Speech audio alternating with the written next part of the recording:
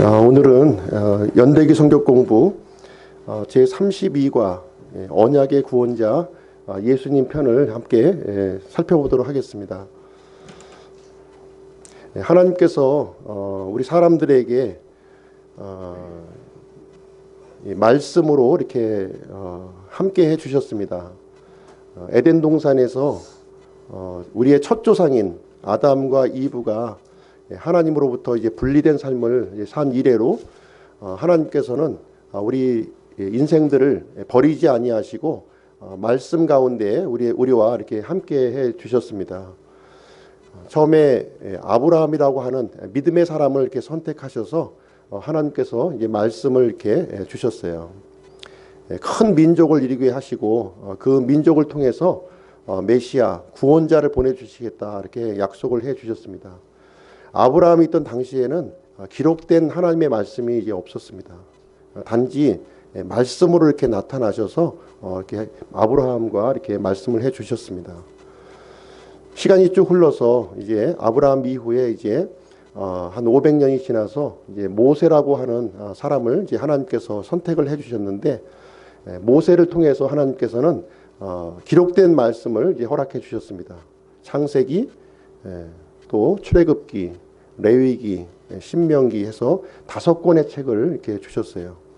하나님께서 우리 사람들에게 말씀을 주실 때 한꺼번에 모든 말씀을 이렇게 주신 것이 아니었습니다.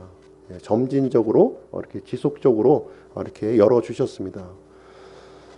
모세 때에는 이제 5권의 이제 하나님의 기록된 말씀만이 이제 주어졌고요.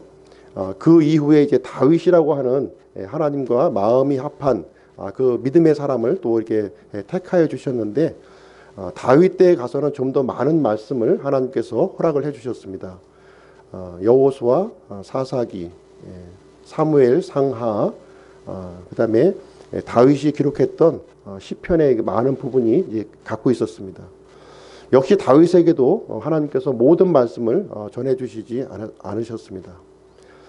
그 이후에 이제 이스라엘이라고 하는 민족이 이 바벨론 이제 포로기를 70년을 갔다 와서 다시 이제 본국 땅으로 이제 돌아오는 내용이 이제 기록이 되어 있는데, 에스라 시대에 와서 에스라라고 하는 이제 학자가 있었는데요. 그때 이제 구약 성경이 기록이 이렇게 편집이 이제 이루어졌습니다. 그러나 구약 성경을 온전히 다 갖지는 못했어요. 에스라 시대에도 역시 이제 마지막으로 또 나머지 기록될 말씀이 있었기 때문에, 그러나 구약 성경의 대부분의 말씀이 이제 그때 이제 주어졌고요. 그 이후에 가서 이제 침례 요한이 이제 우리 이 땅에 왔을 때, 그 당시에는 하나님께서 구약 성경을 온전하게 이렇게 이스라엘 백성들에게 이제 허락을 해 주셨습니다. 그래도 역시 그 시대에도 신약 성경은 아직 주어지지 아니했습니다. 예수님께서 이렇게 제자들과 이렇게 말씀하시면서 신약 성경 전체를 다 또 알려주시지 않았습니다. 사도 바울 때에 가서야 비로소 이제 신약 성경의 이제 대부분의 서신서들이 이렇게 기록이 되었고, 마지막으로 사도 요한에게 가서 이제 마지막 책, 신약 성경의 마지막 책이 이렇게 계시가 되었고, 이제 구약 성경, 신구약 성경이 완전히 이제 하나님의 말씀으로 우리에게 주어졌습니다.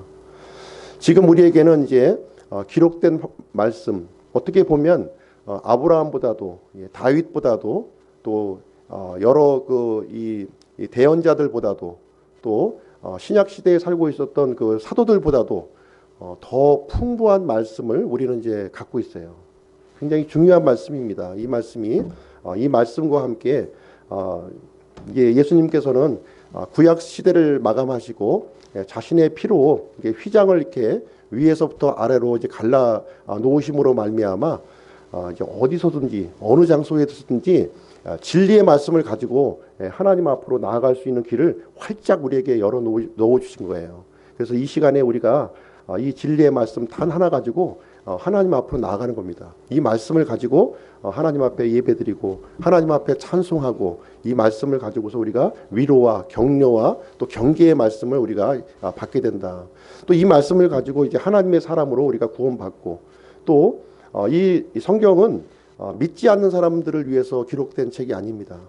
우리 하나님을 믿고 있는 사람들에게 기록된 하나님의 말씀인데요.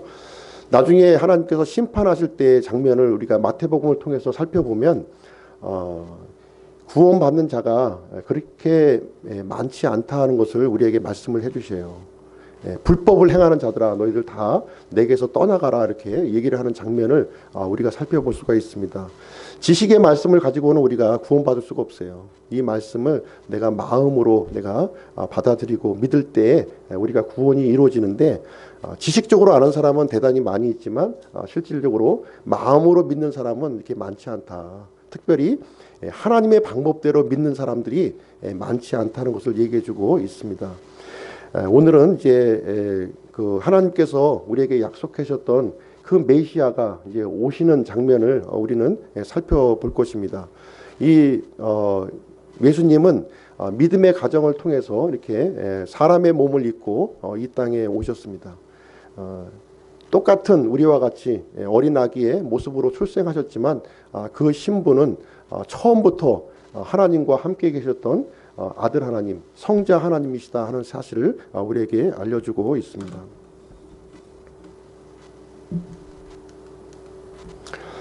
얼마 안 있으면 이제 우리가 크리스마스죠?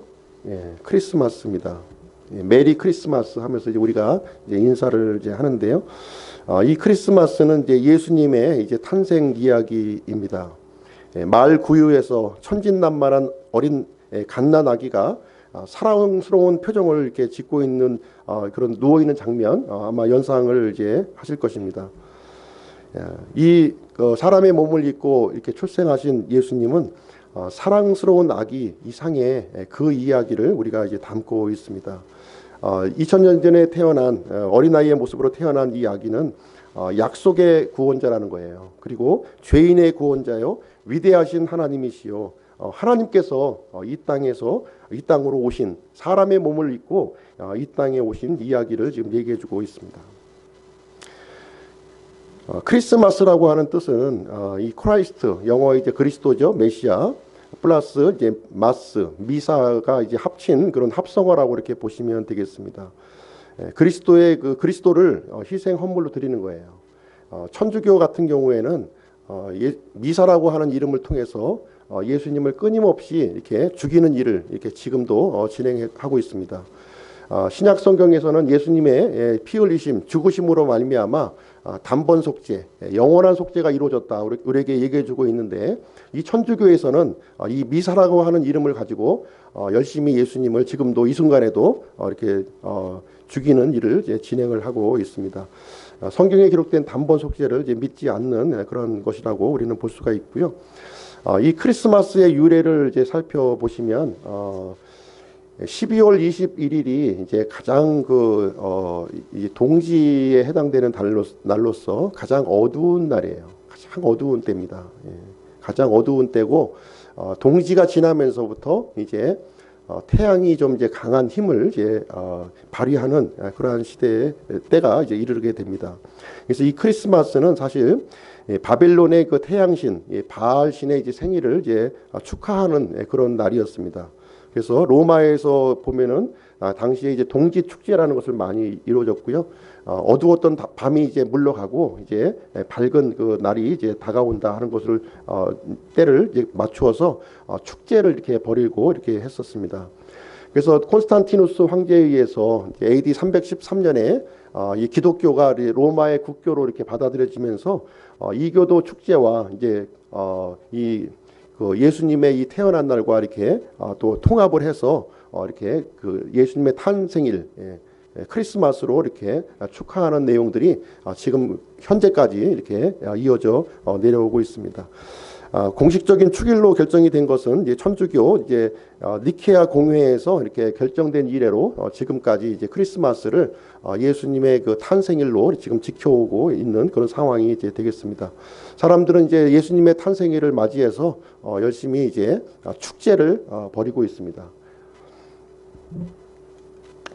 12월 25일이 과연 예수님께서 이제 탄생하신 때인가 하는 부분을 우리가 좀 살펴볼 필요가 있는데요. 성경 기록에 의하면 예수님께서 출생하신 정확한 날짜는 우리가 알 수가 없습니다. 언제인지는 알 수가 없어요. 그러나 예수님이 출생한 그 날을 우리가 이제 가늠해 볼 수는 있는데요. 대충 어느 때쯤이었을 것이다. 이렇게 성경 기록을 통해서 가늠해 볼 수가 있습니다. 누가복음 2장 1절 이렇게 말씀해 보시면 카이사르 아우구스투스가 조세 칙령을 내리는 장면이 있어요. 그래서 이 요셉, 예수님의 어머니인 요셉과 이 마리아가 이제 베들레헴으로 가서 이제 호적 등록을 하는 그런 장면이 이제 기록되어 있는 것을 보았을 때 이 시점이 대충 이제 어느 시점인가? 조세 칙령을 이제 내렸던 시점이 아마 이제 이렇게 이 수학기에 이르러서 그때가 이르러야만 이제 세금을 많이 이제 거둘 수 있지 않겠어요? 먹을 양식이 집에 다 떨어졌는데 세금 내라고 하면은 내기가 굉장히 힘들겠죠. 그래서 조세 칙령이 내려진 그 시점, 수학기가 지난 그 시점 어느 때가 되지 않겠는가 우리는 생각해 볼 수가 있고요. 누가복음 2장 8절 말씀에 이렇게 보시면 예수님이 탄생하던 그 시점에 목자들이 밤에 이제 양을 지켰던 모습을 우리는 살펴볼 수가 있습니다. 들판에서 양을 이렇게 지키는 그런 상황이었다면 아직까지 이제 풀이 이제 나와 있는 상태이고 이게 한겨울은 아니다 이렇게 살펴볼 수가 있겠습니다. 그리고 이제 예수님의 이름을 이제 임마누엘이라고 하고 있는데요. 우리와 함께 계시는 하나님이라고 하는 뜻이에요. 개역 성경에는 하나님이 우리와 함께 하시다 이렇게 서술 형태로 이제 언급하고 있는데 흠정역 성경은 이 임마누엘을 이제 정확하게 우리와 함께 하시는 하나님, 사람의 몸을 입고 우리와 함께 하시는 하나님, 이제 보이지 않는 하나님께서 이 보이는 하나님, 이 장막을 입고 이 땅에 오신 하나님의 모습을 이제 얘기해주고 있는데요. 아마 이제 예수님의 이 탄생하는 그 시점은 이 장막절 그 전후의 시점이 이제 되지 않겠는가. 유대인들의 절기 중에서 이제 장막절이라고 있는데 이 장막절 전후 한 9, 10월경으로 보는 것이 이제 이렇게 추정을 지금 하고 있습니다. 그러나 정확한 날짜는 지금 우리가 이제 알 수가 없는 것이죠. 그래서 이제 대부분의 우리 신약교회, 우리 성경대로 믿는 교회에서는 크리스마스를 이제 절기로 지키지 않는다 이렇게 이해를 하시면 되겠습니다. 그래서 저희 교회도 특별히 이제 이 예수님의 이 성탄절이라고 해서 특별한 행사는 저희가 이제 하지 않습니다. 그렇지만 보이지 않는 하나님께서 이렇게 보이는 하나님으로 오셨다고 하는 사실, 그 사실은 우리가 분명히 이제 기억해야 될 필요성이 있는 것이죠. 그리고 12월 25일은 분명하게 예수님의 탄생일하고는 굉장히 거리가 이렇게 멀다, 이렇게 한 3개월 정도 이제 차이가 난다 이렇게 보시면 되겠습니다.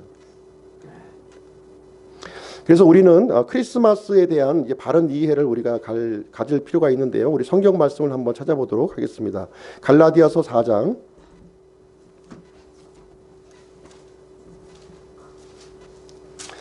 9절 10절 말씀입니다.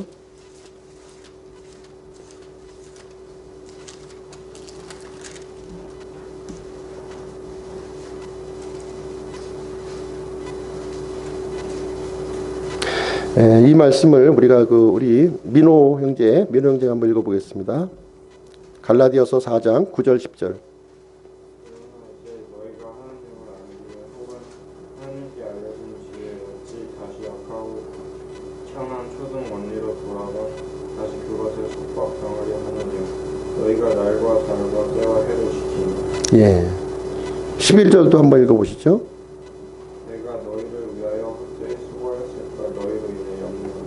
예, 이 사도 바울은 이 갈라디아서 말씀을 통해서 날과 달과 때와 해를 지키는 것은 이 천한 초등 원리로 돌아가는 것이다 이렇게 얘기를 해주고 있습니다. 실질적으로 이제 모든 율법의 절기나 이런 것들은 이제 그림자예요. 예, 그림자.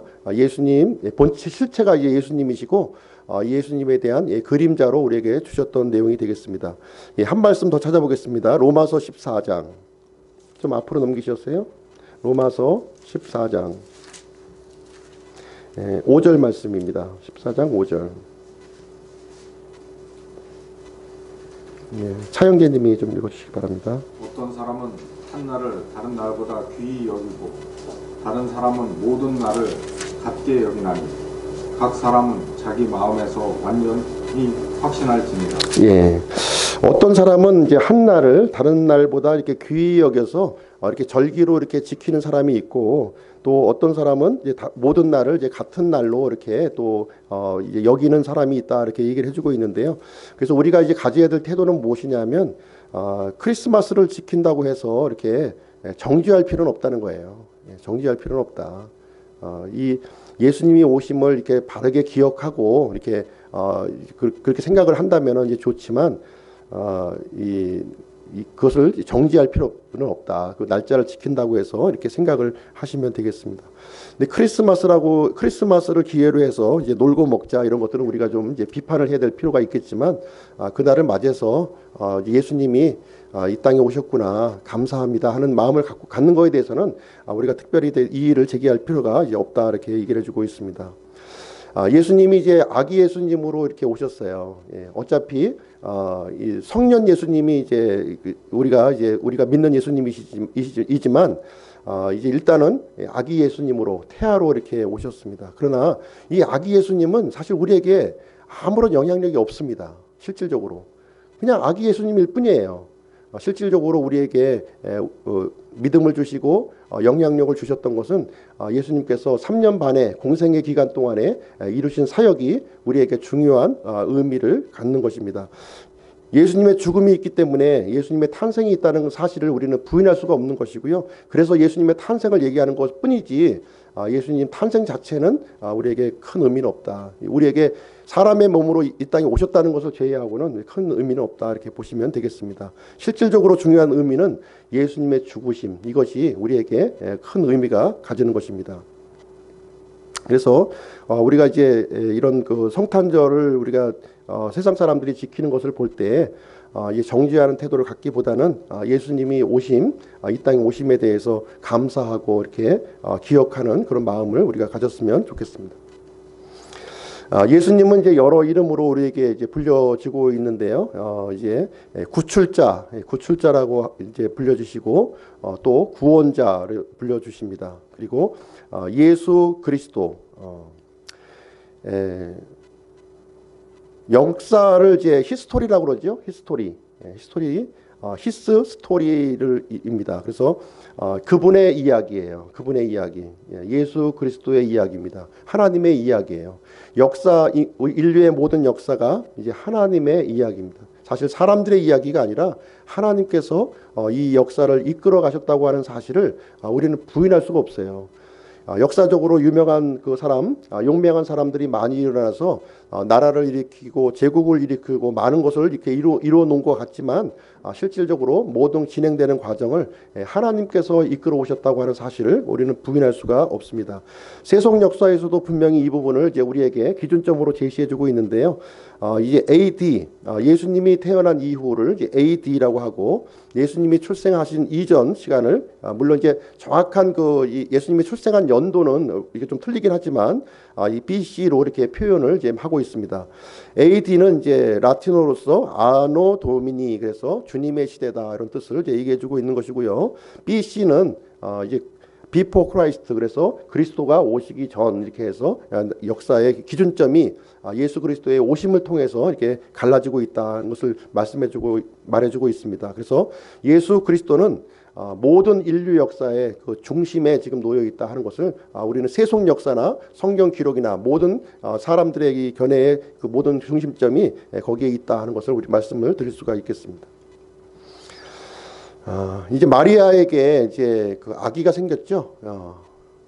처녀의 몸에서 이제 아기가 생겼고요. 이 그 마리아의 당사자는 바로 이제 요셉, 남편 요셉입니다. 요셉이 이제 겪은 문제를 한번 살펴보도록 할 텐데요. 요셉과 마리아는 이제 정혼한 그런 상태였어요. 한번 뭐 정혼했다고 한번 생각을 해보세요. 내 아내가 정혼했는데 어느 날 갑자기 아이를 뵌 거예요. 아이를 뵀다고 하는 사실을 이제 발견을 한 겁니다. 어떻게 하시겠습니까?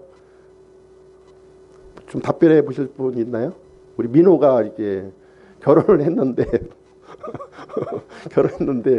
아내가 아이를 뵀어요. 어떻게 이해를 해야 될까, 이거를? 이혼? 이 그 율법에는 이제 돌로 쳐서 이제 죽이는 거예요. 그냥 돌로 쳐서 간음을 이제 행한 것이기 때문에 죽이는 겁니다. 그 말씀을 한번 율법 말씀을 보시죠. 한번 신명기 22장 보겠습니다.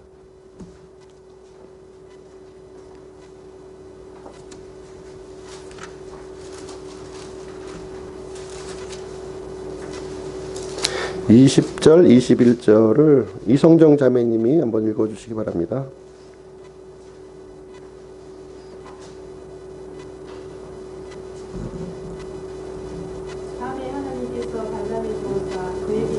신명기 22장.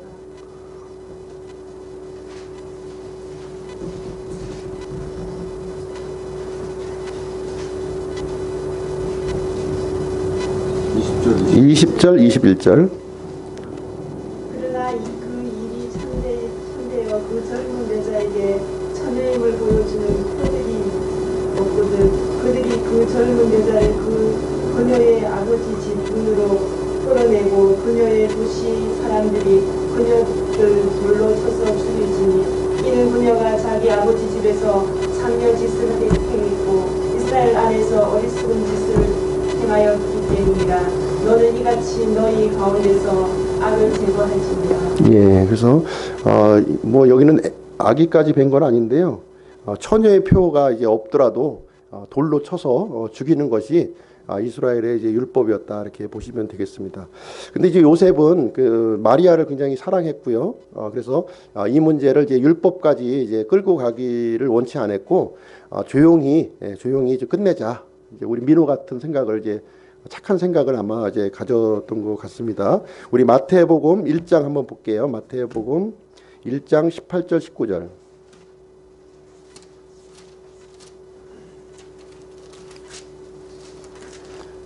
네, 한도는 형제님이 한번 읽어주세요.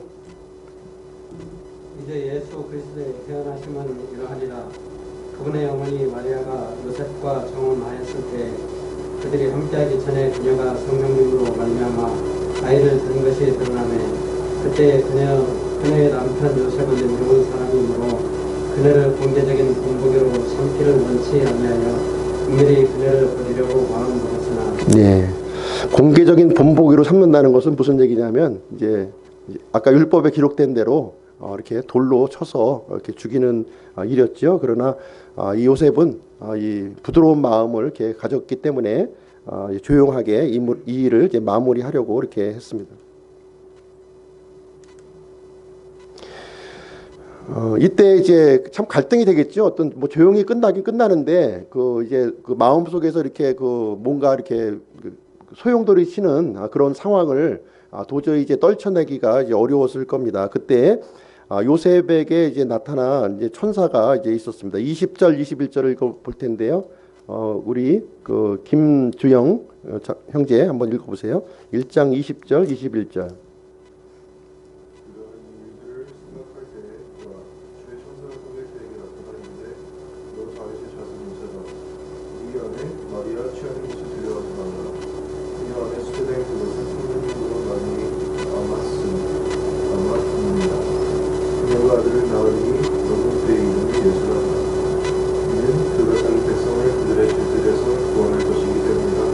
예.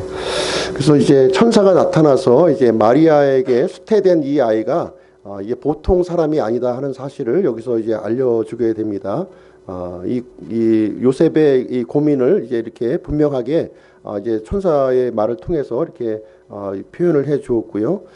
이 요셉은 이 그 천사가 전한 이 말을 이제 받아들였고 이제 순종을 했다 이렇게 기록을 하고 있습니다. 그래서 예수님 이제 갓 태어난 예수님 이제 앞으로 태어날 예수님은 이 좋은 믿음의 육신의 부모를 통해서 갖게 하셨고 이 육신의 부모 통해서 이렇게 성장하도록 이렇게 이 환경을 하나님께서 마련해 주셨다 하는 사실을 이제 알려주고 있습니다. 그래서 마리아에게 일어난 일을 소상하게 알려줬습니다. 이 구약의 그 예언의 말씀에 보면 이 메시아는 반드시 처녀의 몸에서 이제 날 것을 우리에게 얘기해 주고 있는데요. 이사야 7장 말씀 한번 보도록 하겠습니다. 이사야 7장.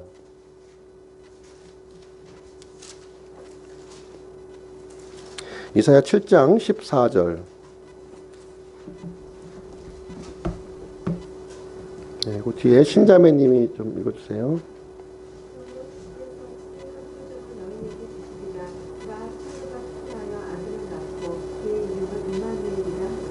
예, 여기서 표적이라고 하는 말은 무엇이냐면 이제 기적을 일으키는 건데 이 기적이 일어나는 것을 통해서 하나님께서 행하셨다 하는 것을 이제 알려주기 위한 거예요. 알려주기 위한 방편이 바로 이제 표적입니다. 이 표적이 무엇이냐? 어떤 표적이었냐면 처녀가 아이를 뵌다는 거예요.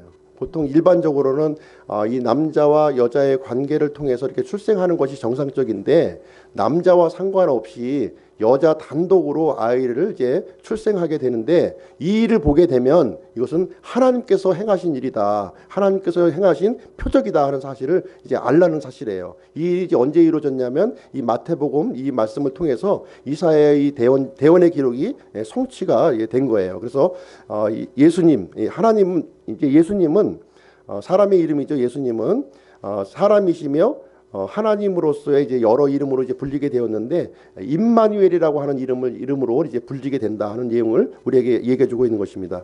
임마누엘이라고 하는 뜻은 무엇이냐면 우리와 함께 하시는 하나님이란 뜻이에요. 이 보이지 않는 하나님께서 보이는 하나님으로 오셔서 이제 사람과 함께 하신다. 이 놀라운 일이 이제 이 마리아의 몸에서 이렇게 출생함으로 말미암아 이 구약의 그 대원서에 기록된 그 예언의 말씀이 성취된 것을 우리에게 얘기를 해주고 있습니다. 그래서 마리아에게서 태어날 아기는 바로 처음부터 존재하셨던 이 성자 하나님이시다고 하는 사실입니다. 이분이 이제 하나님께서 아기로 이 땅에 오신다는 내용이 되겠습니다. 자, 요셉이 이제 요셉의 반응을 한번 보도록 하겠습니다. 요셉의 반응, 마태복음 1장 24절 25절.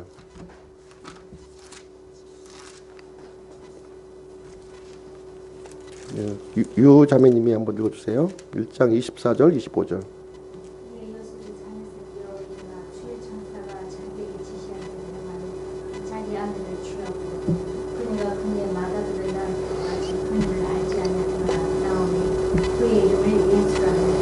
예, 요셉은 마리아를 이제 아내로 이제 맞아들였고요. 성경 기록에는 그냥 아내로 맞아들였다 이렇게 하는데 참 이 사실을 보통 믿음이 가지고는 사실 이 사실을 받아들이기가 사실 이제 쉬운 결정은 아니었을 거예요. 아무리 하나님의 말씀이라도 그렇지 하면서 이렇게 좀 굉장히 좀 받아들이기가 어려운 상황이었겠지만 요셉은 이 천사의 이 말을 듣고 아내로 맞아 집으로 데리고 왔다 이렇게 기록하고 있습니다. 그래서 마리아와 이 요셉은 하나님을 믿는 그런 사람이었어요. 그리고 맏아들을 낳을 때까지 동침하지 않았다. 25절 말씀에 이렇게 기록되어 있는데 개역 성경을 보시면 맏아들에서 맏이라는 말을 이제 빼버렸어요. 이 first라는 말을 빼버린 거예요. 그냥 아들을 낳을 때까지 동침을 하지 않아서 이 평생 동정녀로 이렇게 살았다. 이렇게 천주교에서는 이렇게 증거를 이제 주장을 하고 있는 거죠. 그래서 그러나 이제 성경 기록을 보면 예수님을 이제 출생한 이후에 요셉과의 관계를 통해서 많은 그 육신의 형제들을 예수님은 두셨다고 우리에게 말씀하고 있습니다. 마가복음 6장 3절 말씀 한번 보겠습니다. 예수님의 형제의 이름까지 이렇게 나와 있는데요. 마가복음 6장 3절.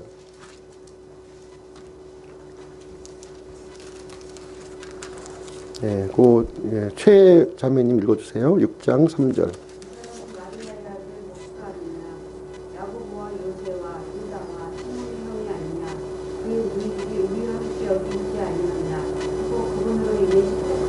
예, 예수님의 육신의 형제 이름이 이제 언급이 되고 있는데요.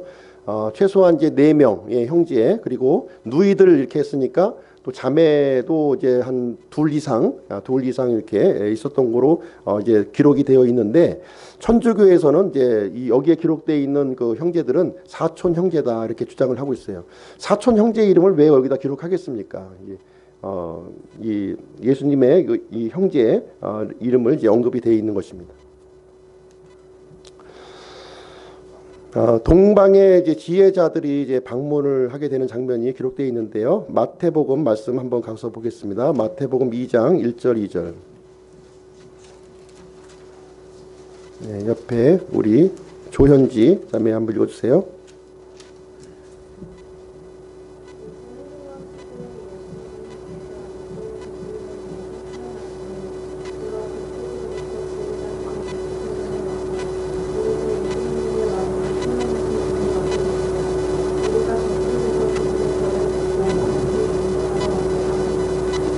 예, 마태복음 2장 1절 2절 말씀에 보면 예수님이 이제 아이로 출생한 이후에 이제 동방의 지혜자들이 이제 방문하는 장면이 여기에 기록이 되어 있는데요.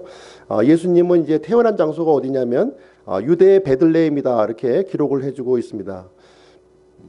이스라엘의 그 이제 지명을 이렇게 살펴보시면 베들레헴이 이제 두 군데가 있죠.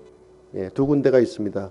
유대 베들레헴이 있고 저쪽 갈멜산 있는데 그 근처에 보면은 또 베들레헴이 또 하나 있어요. 그 이제 이스라엘 그 땅 사마리아 땅에 베들레헴이 있는데 예수님께서 출생한 그 베들레헴은 이 유대 베들레헴이에요. 예. 베들레헴 에브라다 거기에서 태원을 하셨는데 이 내용이 이제 구약 성경에 이제 기록된 예언의 말씀이 이제 되겠습니다. 그래서 예언의 그 성취, 구약 예언의 성취로서 예수님은 이제 베들레헴에 이제 출생을 하신 건데요. 미가서 5장 2절 말씀 한번 보겠습니다. 미가서 5장 2절.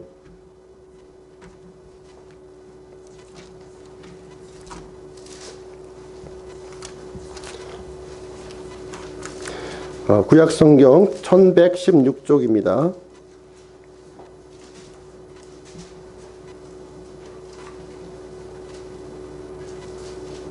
그 옆에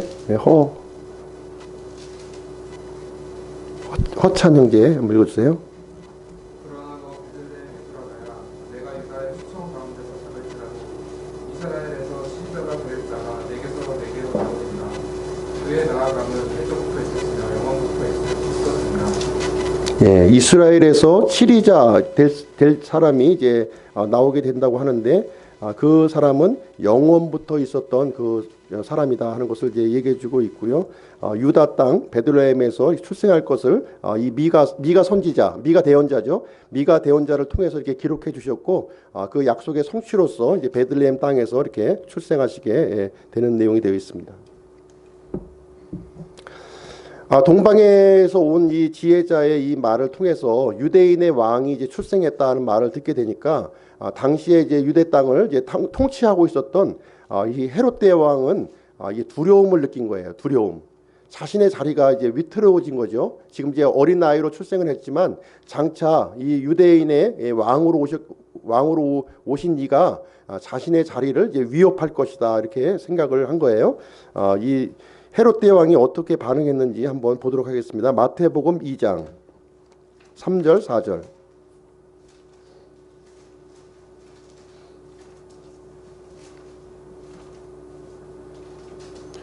옆에 김영우 형제님 읽어주십시오. 그래서 이 일들에 대하여 듣고 그와 또 그와 함께한 온 예루살렘이 소송하더라. 그가 모든 큰 제사장들과 백성의 순간들을 함께 모아 그리스도가 어디서 태어나겠느냐고 그들에게 다루쳐 물으니. 예, 그래서 이 동방에 온 이제 지혜자의 말을 듣고서 이제 예루살렘에 이제 온 소동이 일어났다 이렇게 기록을 하고 있습니다. 소동이 일어나면서 이 당사자인 헤롯은 이제 이 백성의 그 지도자들에게 이제 다그쳐 묻는 그 태어난 장소가 어딘지 다그쳐 묻는 장면이 이제 기록되어 있는데요. 이집트 왕 파라오가 이제 모세를 이렇게 대항했던 것처럼 이 헤롯 대왕도 자기보다 더 높은 이 통치자가 생기는 것을 이제 원치 않았습니다. 그래서 장차 이 아이가 성장하게 되면 자신의 왕권을 잃을까 염려하는 마음에서 이제 조치를 취하는 장면이 이제 나와 있는데요. 마태복음 2장 8절 말씀 한번 보겠습니다. 예. 옆에 읽어주세요. 8절로 11절.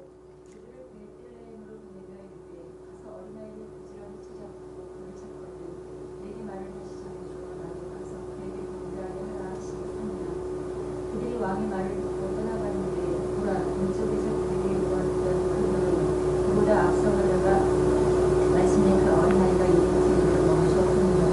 그들이 그 너를 보고 심히 크게 기뻐하고 기뻐하더라. 그들이 집으로 들어가 어린아이가 자기 어머니 마리아와 함께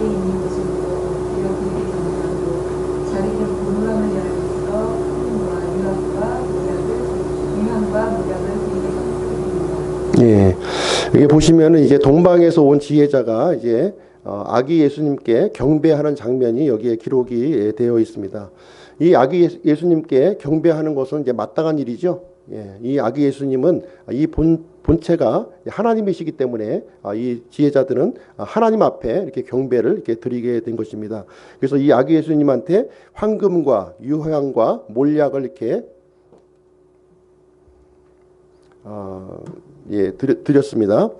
근데 여기 보시면 이제 예수님이 이제 구유에서 태어났었던 그때와 조금 이제 약간 성장했던 그런 시점이었다 이렇게 이제 이해를 할 필요가 있는데요. 이 동방의 지혜자들이 들어간 곳이 구유가 아니라 이제 집으로 이제 하우스로 이제 들어간 모습을 이제 살펴보시면 조금 이제 베들레헴에서 좀 이렇게 갓 출산하고 나서 어느 정도의 좀 시간이 좀 이렇게 좀 흐른 그런 시점이다 이렇게 보시면 되겠습니다.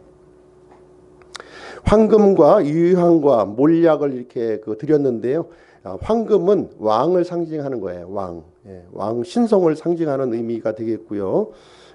예수님께서 왕으로 오신 것을 이렇게 기념하기 위해서 이제 황금을 이렇게 드렸고요. 유향을 드린 것은 예수님이 이제 제사장들이 성막에서 이렇게 향을 이렇게 바쳤어요. 향. 그러니까 예수님께서 앞으로 이제 제사장 직무를 수행하실 것을 보시고서 유향을 이제 바치게 된 것이고요. 그리고 세 번째 몰약을 이렇게 드린 것은 이 몰약은 사람이 죽었을 때 그 방부제로서 이렇게 시체에 이렇게 넣는 것이 되겠습니다. 그래서 예수님께서 대언자로서 죽으실 것 그것을 의미하는 것으로 이제 이해를 하시면 되겠습니다.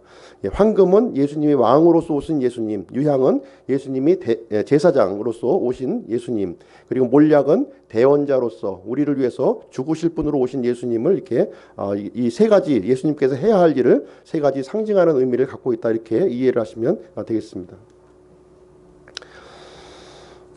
자, 헤롯이 이제 그 2살 아래에 있는 그 아이들을 다 이제 죽이고자 이렇게 계획을 이제 세웠는데요.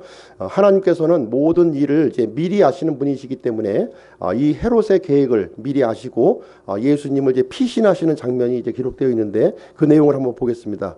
마태복음 2장 12절로 15절 말씀이 되겠습니다. 마태복음 2장 12절로 15절을 나연 자매가 한번 읽어주세요.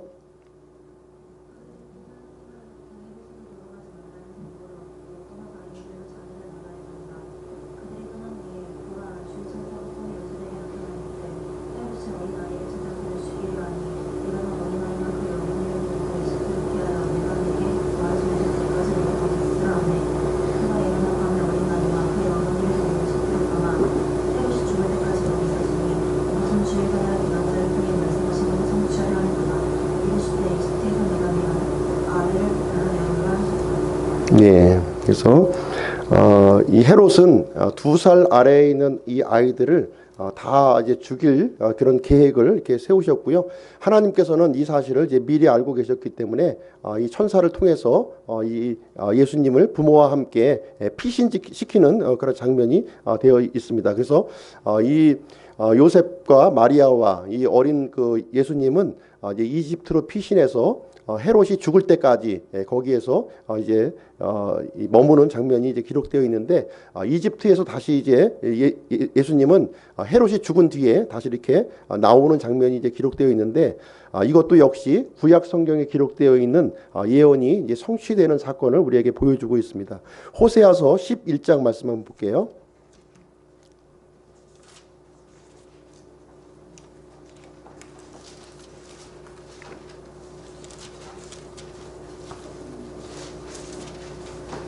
호세아 11장 1절.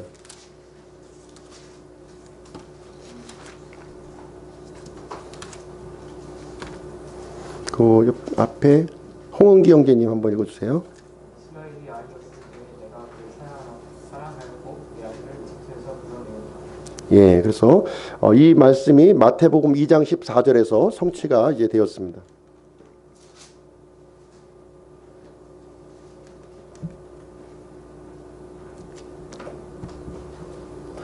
예, 마태복음 마태복음 2장, 마태복음으로 돌아오셨어요. 2장 17절 한번 보겠습니다. 이 예언자 예레미야를 통해 말씀하신 것이 성취되었으니 이르시되 라마에서 거기서 애통하고 슬피 울며 크게 애곡하는 소리가 들렸는데 이것은 라헬이 자기 아이들로 인하여 슬피 우는 것이다. 그들이 잊지 아니함으로 그녀가 위로받기를 원치 아니하였도다 하였느니라. 예, 거기 보시면 이제 헤롯 왕의 그 이제 지시로 인해서 2살 아래에 있는 어린 아이들이 이제 죽임을 당하게 되었고, 이 자식을 잃은 이 여인들의 이 통곡 소리가 이 베들레헴 땅을 이제 울려 퍼지게 되었다, 이렇게 얘기를 해주고 있습니다. 이 내용도 역시 구약 성경에 기록되어 있는 내용을 그대로 성취한 내용이 이제 되겠습니다. 이 라헬이 이제 운다고 이렇게 얘기를 했는데, 이 라헬은 이 베들레헴에 살고 있는, 거주하고 있는 모든 여인들을 이제 대표하는 것으로 이렇게 보시면 되겠고요. 아이를 잃은 어미의 이런 슬픔을 이렇게 표현한다고 보시면 되겠습니다. 이 내용이 예수님이 초림하셨을 때, 처음 사람의 몸을 입고 오셨을 때 한번 적용이 되었고요. 다시 한번 이 내용은 예수님이 이제 재림하실 때 다시 한번 이제 적용되는 것으로 얘기되어 있습니다. 그래서 성경의 예언은 한 번 성취되는 것으로 끝나는 것이 아니라 다시 이중적으로 이렇게 성취되는 모습을 우리는 성경 기록을 통해서 우리는 살펴볼 수가 있습니다. 자, 이제 이집트로 피신했던 이제 아기 예수님과 이제 부모들은 다시 이제 이스라엘 땅으로 이제 돌아오게 되는 내용이 이제 기록이 되어 있는데요. 마태복음 2장 19절 22절 한번 보도록 하겠습니다. 여기 우리 맨 앞에 있는 우리 희경 자매가 한번 읽어볼게요.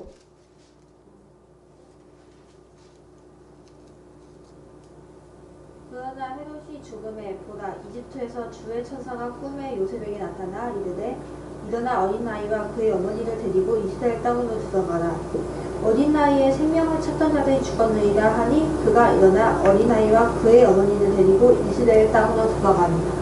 그러나 아켈라오가 그의 아버지 헤롯을 대신하여 유대에서 통치한다는 것을 그가 듣고는 거기도 가기를 두려워하더라. 그럼에도 불구하고 그가 꿈에 하나님으로부터 경고를 받아 옆으로 돌아서 갈릴리 지방으로 들어가. 23절. 나사렛이라 하는 도시로 가서 거하니 이는 대언자들 통해 말씀하신 바 그가 나사렛 사람이나 글리리라 함을 성취하여 하니이다. 예, 그래서 이제 헤롯이 죽은 뒤에 이제 이스라엘 땅으로 이제 돌아오게 되는데, 나사렛이라고 하는 동네 거기로 들어와서 예수님이 이제 거기서 성장하게 되는 일이 이제 거기 기록이 이제 되어 있습니다. 이 나사렛이라고 하는 이 동네는 로마 군대의 이제 주둔지였어요. 여기가요. 주둔지로 이제 이렇게 사용이 되어졌기 때문에 이스라엘 사람들에게는 이 나사렛이라고 하는 이 동네를 좀 이제 약간 천시하는 그런 이제 마을이었습니다. 우리나라의 경우에도 아마 이제 이런 경우가 조금 있는데, 군대 주둔지, 과거에 일제 시대 때 이제 주둔했던 일본의 그 주둔지를 이렇게 좀 약간 비하하는 그런 모습을 살펴볼 수 있는데, 당시 이제 이스라엘의 그 로마의 식민지로 있었던 이스라엘은 이렇게 로마가 주둔했던 그런 땅들을 이렇게 좀 이제 조롱하고 멸시했었는데, 바로 그 땅에서 예수님의 이제 어린 시절이 여기서 성장을 하게 됩니다. 자, 누가복음 2장 40절 말씀 보겠습니다. 누가복음 2장 40절.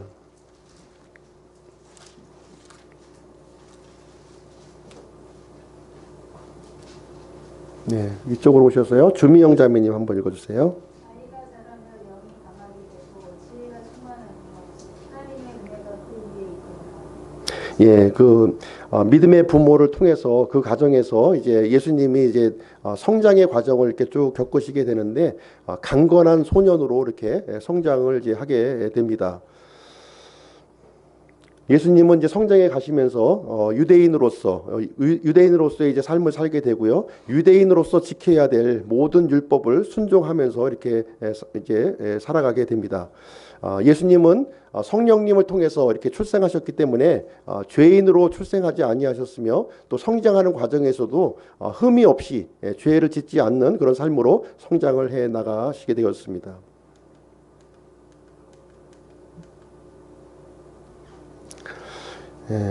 이제 그 어른으로 이제 성장을 하게 되는데요. 누가복음 2장 52절 말씀 한번 보겠습니다.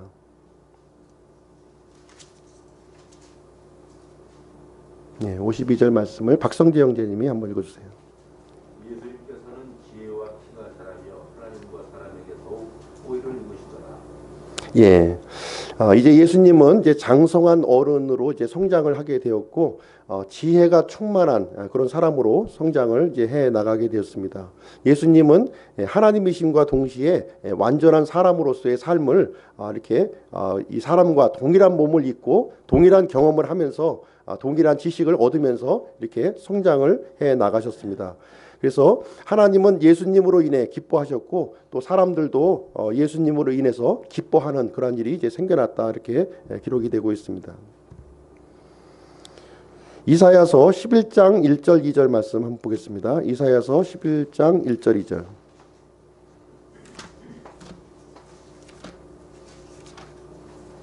이새의 줄기에서 한 막대기가 나며 그의 뿌리에서 한 가지가 나서 자랄 것이요 주의 영 곧 지혜와 명철의 영이요 계략과 능력의 영이요 지식과 주의 두려움의 영께서 그 위에 머무시며.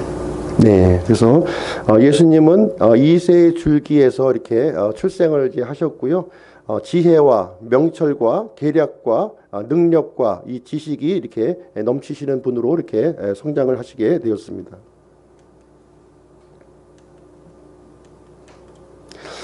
예수님은 이제 사람이신 예수님의 성품은 바로 이제 하나님의 성품을 이제 그대로 이제 간직을 이렇게 하셨다 이렇게 기록하고 있습니다. 예수 그리스도를 통해서 이 내용이 완전하게 이제 성취가 되었고요.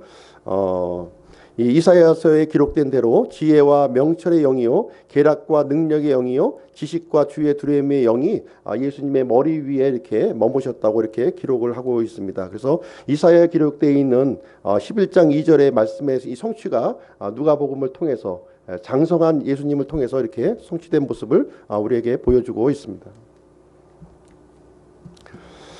자, 크리스마스 이야기로 해서 오늘 이제 과목을 이렇게 진행을 했는데요. 말구유에서 이렇게 태어나신 이 아기가 바로 하나님의 아들이시라는 거예요. 그 신분이 우리와 동일한 모습으로 이제 이 땅에 오셨고요. 동일한 모습으로 성장의 과정을 이렇게 겪어 나가셨습니다. 이제 사람으로서 이제 죄 없는 사람으로서 세상 모든 사람들의 이제 구원자가 이제 되시고자 이제 하시는 것이고요. 바로 하나님 자신이 이렇게 사람의 몸을 입고 이 땅에 오셨습니다. 그래서 구약 성경에 그렇게 기록되어 있는 그 4,000년 동안 하나님께서 이 기록된 말씀을 통해서 대원자들이 이렇게 그 예언했던 모든 내용 초점이신 바로 약속의 구원자 예수 그리스도께서 사람의 몸을 입고 이 땅에 오신 일이 마침내 현실적으로 성취되었다 이렇게 말씀을 해주고 있는 것입니다.